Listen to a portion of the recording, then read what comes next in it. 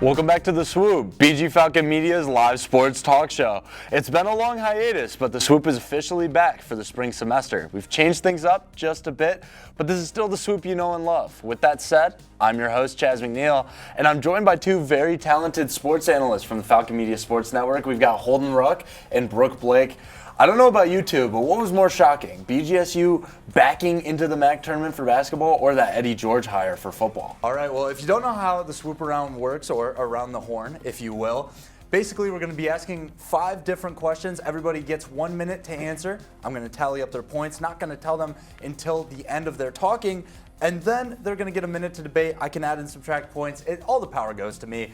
Your host for this, I'm Chaz McNeil. Now let's get into it. Question number 1, we're going to start off with Ben. The question is, which BGSU head coach is on the hottest seat for 2025-2026? While Hernandez functioned as the primary defensive specialist with 109 sets played, Anders also filled a major role in rotation with 85 sets. With both players being defensive specialists, they served as healthy competition for each other, coming into their own in rotation. We both have a role. Now, Bowling Green is known for its wind, and here it comes. As on Monday, we are going to see the wind kick up to 10 to 20 miles an hour and a whole lot going on. So let me explain. We're going to get some sun with some rain showers scattered in. It's going to be 67, so there might be times on Monday that you can sneak out, have a little bit of fun throughout the day, but you might want to avoid that rain. So then going into Tuesday, it is going to be 46 degrees with a low of 32. Going back to the colder, it's going to drop about 10 degrees as the low. Wind's going to pick up yet again, and thankfully no rain, so you won't need to bring an umbrella and watch it fold inside out due to that wind. And the winner is Lexi Fleming.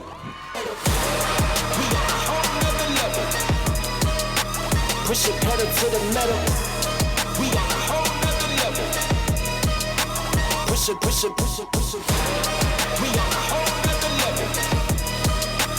Push it pedal to the Sir, as many of you as may know, Chaz McNeil emceed the Battle of I-75 game this Friday between Bowling Green and Toledo, and a fan took a half-court shot and made it.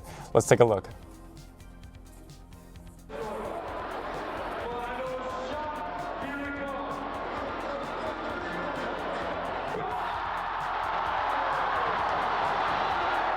Oh my God. Chaz! Oh, there's no way. Oh, Chaz, what's going on?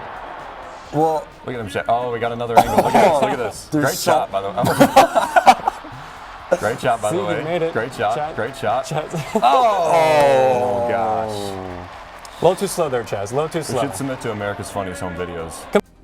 Speaking of the university, campus made a splash celebrating Earth Day by turning on the fountain at the Alumni Gateway earlier this week. As part of a long list of Senior Week events before finals next week, those who joined the celebration got Falcons at the Fountain t-shirts, and graduating seniors received alumni mugs. The crowd helped BGSU President Rodney Rogers to turn on the fountain by chanting the magic words, "I Ziggy Zumba." For this final show, we have to do things big, and nothing gets bigger than talking about a tight end who had arguably the best season of any tight end in the history of college football. And now, as of recording, we're 2 days out from the NFL draft, and Harold Fannin Jr. is a top tight end prospect. In 2024, Harold Fannin Jr. became college football's receiving yards leader for a tight end in a single season with 1,370 yards, as well as college football's other big tight end record holder, receptions in a single season, which he broke by 1 at 112 on the year. This all begs the question, where is Harold heading during the draft? Panic button is it's an intense phrase. And, you know, Todd Simon, a lot of the talent brought to that program. You never want to say the panic button, but you mentioned it for women's basketball. We're getting closer to the end of the season. Yeah. Are they going to make the cut? That was just such a big performance we saw out of Bowling Green in that game, and especially, it was a game you had to win. The MAC tournament, it's only getting closer, and you've got to win the games in front of you no matter how tough the opponent is. It was great to see a lot of those players step up. Marcus Johnson hasn't missed a free throw in his last 30 attempts, and then obviously Javante Campbell, ice in his veins at the very last second, closing things out. Fasten your seatbelts, folks, because we are in for a ride in the final inning of a barn burner here between the Kent State Golden Flashes and the Bowling Green State University Falcons.